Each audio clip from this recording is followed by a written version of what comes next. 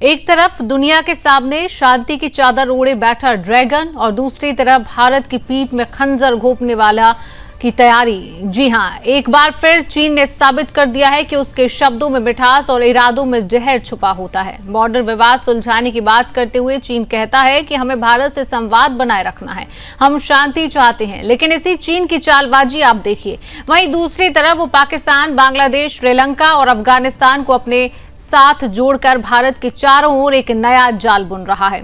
साका alliance के नाम पर सवाल यह है कि क्या चीन को लगता है कि भारत अभी भी 1962 वाला है? चीन का विदेश मंत्रालय दुनिया को दिखा रहा है कि वो भारत के साथ सीमा विवाद को सुलझाना चाहता है, लेकिन हकीकत तो यह है कि उसी वक्त बीजिंग में बैठकर पाकिस्तान को मोहरा बनाकर इस पूरे क्षेत्र में भारत को घेरने की प्लानिंग कर रहा है। साका यानी कि दक्षिण एशिया का चाइनीज नियंत्रण मॉडल, जिसमें पाकिस्तान उसका सबसे वफादार नौकर और बांग्लादेश उसका नया ग्राहक बनता दिख रहा है। क्या ये वही बांग्लादेश नहीं है जिसकी आजादी के लिए भारत ने खून बहाया था? आज वही देश चीन की गोद में बैठा नजर आ रहा है। अफगानिस्तान और मालदीव को भी इस गठबंधन में खींच लाया गया है। क्या भारत के पड़ोसियों को लालच देकर खरीदा जा रहा है? और भारत को तो सिर्फ मीठी मीठी बातें सुनाई जा रही हैं। बॉर्डर पर शांति, डिप्लोमैटिक बातचीत, गश्त की इजाजत और दूसरी तरफ इस्लामाबाद में साका का गठजोड़। क्या ये दोहरी नीति नहीं है? क्या ये कूटनीतिक धोखा नहीं है? चीन जानता है कि सीधे युद्ध में भारत अब कमजोर नहीं, इसलिए वो अब छद्म युद्ध की नीति पर चल पड़ा है। डिप्लोमैटिक घेराबंदी और सांस्कृतिक आर्थिक नियंत्रण के जरिए भारत को घुटनों पर लाने की कोशिश। अब सवाल भारत की कूटनीति पर भी है। सार्क जब निष्क्रिय पड़ा था तो हमने इसमें जान क्यों नहीं फूकी? क्यों छोड़ दिया गया ये मंच चीन जैसे कपटी देश के लिए? विशेषज्ञ कहते हैं कि भारत को अब नेवरहुड फर्स्ट की नीति पर सिर्फ बोलना नहीं है, काम भी करना होगा। हमारे पास सांस्कृतिक ताकत है जिसे फिर से जगाना होगा, हमारे पास आर्थिक शक्ति है जिसे पड़ोसी देशों तक पहुंचाना होगा, और हमारे पास तकनीक और विश्वास है जिसे चीन के झूठे वादों पर भारी पड़ा जा सकता है।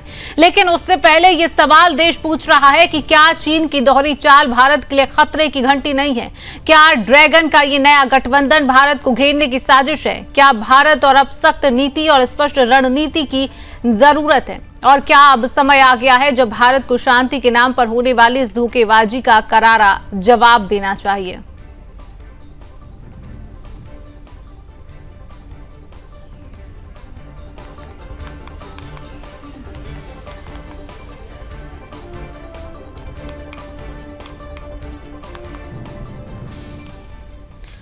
तो इसी खबर पर अधिक जानकारी हम लेंगे। हमारे साथ विदेश मामलों के जानकार सिद्धार्थ दवे जी जुड़ चुके हैं। सिद्धार्थ जी, बहुत बहुत स्वागत करती हूं आपका सुदर्शन न्यूज में।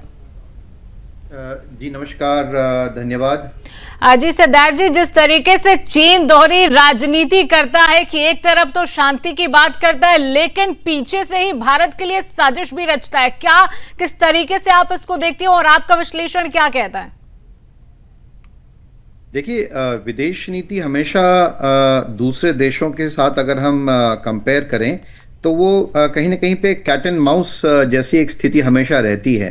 हमारा प्रयास, भारत का प्रयास ये हमेशा रहता है कि वो दूसरे देशों से एक कदम आगे रहें। जैसे ओपनिंग रिमार्क्स में आपने कहा कि क्या SAARC, South Asian Association for Regional Cooperation, इसका अस्तित्व में न रहना, क्या इसका अस्तित्व होना चाहिए?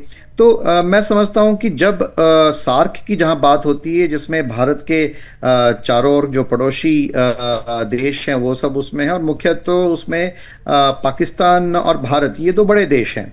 अब इसमें भी जो भारत है वो महाशक्ति है, और इस भारतीय उपमहाखंड में अगर हम देखें तो मैं उसकी बात कर रहा हूं। तो सार्क अभी डिफंक्ट हो चुका है, किंतु आप देखें तो सार्क गेम्स जो हैं, साफ्टा गेम्स जो हैं वो चल रही हैं, सार्क साउथ एशियन गेम्स जो हैं वो चलती हैं। इसके अलावा साउथ एशियन जो एजुकेशनल वो है, सार्क एजुकेशन, वो भी चल रहा है। किंतु जब से पाकिस्तान के साथ हमने देखा कि टेररिज्म और टॉक्स दोनों साथ में नहीं चल सकते हैं, और यही दो प्रमुख देश थे। और इसमें जब पाकिस्तान और भारत, क्योंकि एक सार्क मीट जो पाकिस्तान में थी जिसमें भारत ने जाने से इनकार कर दिया। अच्छा, इसके अगेंस्ट में एससीओ जो है साउथ ईस्ट एशियन और मिडिल ईस्ट के सेंट्रल एशिया के कंट्रीज के जो देश हैं उनके साथ मिलके शंघाई कोऑपरेशन और उस तरह की बात हुई, और उसमें भी हमने देखा कि राजनाथ सिंह जी अभी जो गए थे और वहां पे जो साझा डॉक्यूमेंट, चूंकि उसमें पहलगाम का उल्लेख नहीं था और डिलिबरेटली उसमें बलूचिस्तान का उल्लेख कराया गया, तो क्या इसको छोड़ देना उचित है? नहीं, मैं नहीं समझता कि ऐसे मंच को छोड़ना उचित रहेगा।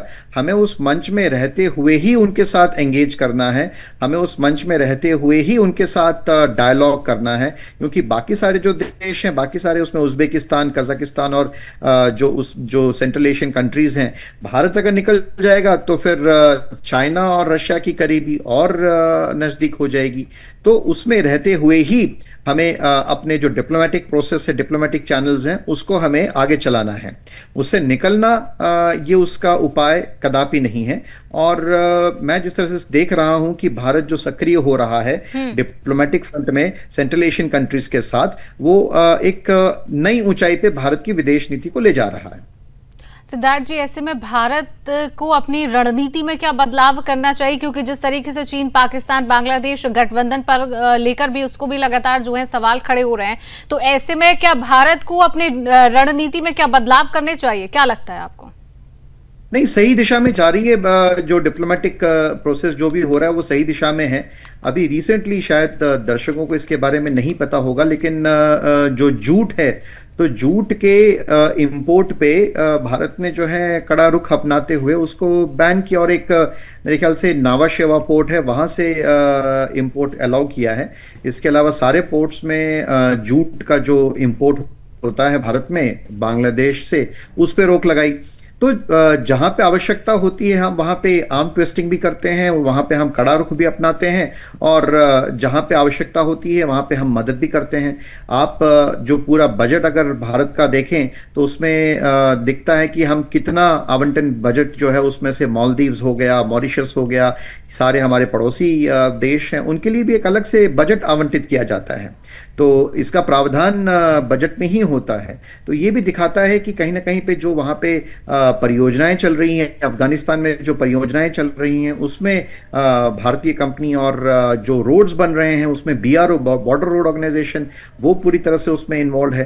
तो ये कहना कि भारत की नीति में कुछ बदलाव आना चाहिए, मैं समझता हूँ वो ठीक नहीं है। भारत जो है वो विश्व गुरु और विश्व बंधुत्व की फिलॉसफी से अभी हमारी जो डिप्लोमेसी है वो काम कर रही है, और इसी दिशा में हमें आगे बढ़ना चाहिए। एक बार फिर वही पाकिस्तान, वही घिसी पिटी नौटंकी, और एक दिन खून की नदियां बहाने की धमकी, दूसरे दिन शांति और समझौते की दुहाई। पहलगाम में हमला करवाने के बाद अब पाकिस्तान इस बात से हिल गया है कि भारत ने सिंधु जल संधि को ठंडे बस्ते में डालने का फैसला ले लिया है। अब वही पाकिस्तान जो युद्ध की गीदड़ भपकियां देता फिर रहा था, आज भारत से कह रहा है कि संधि बहाल कर दूं। भारत के सख्त फैसले की जलन पाकिस्तान के सत्ता गलियारों में साफ दिख रही है। इस्लामाबाद से लेकर न्यूयॉर्क तक पाकिस्तान अब दुनिया को यह समझाने में जुटा है कि सिंधु जल समझौता आज भी वैध है, जीवित है, और भारत इसे स्थगित नहीं कर सकता। लेकिन पाकिस्तान ये भूल रहा है कि समझौते सिर्फ कागज पर नहीं निभते, वे नीयत से निभते हैं। और पाकिस्तान की नीयत में ही क्या है? जिस देश की जमीन से आए दिन भारत विरोधी आतंकी भेजे जाते हैं, जहां मस्जिदों के नीचे से AK-47 और RDX निकलता है, जो आज भी खालिस्तानी और कश्मीरी आतंकियों की खुली पनाहगाह बना बैठा है, जो आज सिंधु जल संधि पर बात कर रहा है। क्या पाकिस्तान ये समझता है कि वो भारत पर हमला करवाता रहेगा और हम उसके हिस्से का पानी उसी तरह बहाते रहेंगे?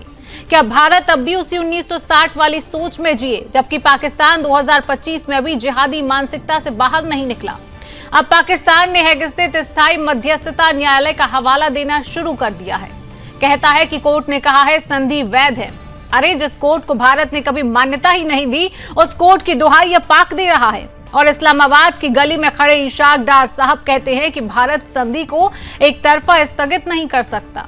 तो क्या भारत आपकी बपौती है जो हर बार आपको माफ करता रहेगा? आज पाकिस्तान को यह समझना होगा कि समझौते उस वक्त नहीं चलते हैं जब तक विश्वास जिंदा होता है। जब आपके हाथ खून से सने हो, जब आपकी जुबान झूठ और धोखे से भरी हो, तब कोई भी संधि सिर्फ एक दिखावा बन जाती है।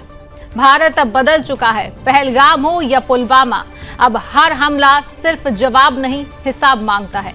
पानी की हर बूंद अब देश की सुरक्षा से जुड़ी है और पाकिस्तान को यह समझ लेना चाहिए कि अगर वो हमारी जमीन छेड़ेगा तो हम उसका पानी बंद कर देंगे।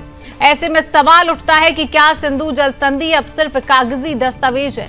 क्या आतंकी पनाहगाह को पानी देना भारत की कमजोरी है? और क्या भारत को अब 1 के बदले 10 की नीति पर चलना चाहिए?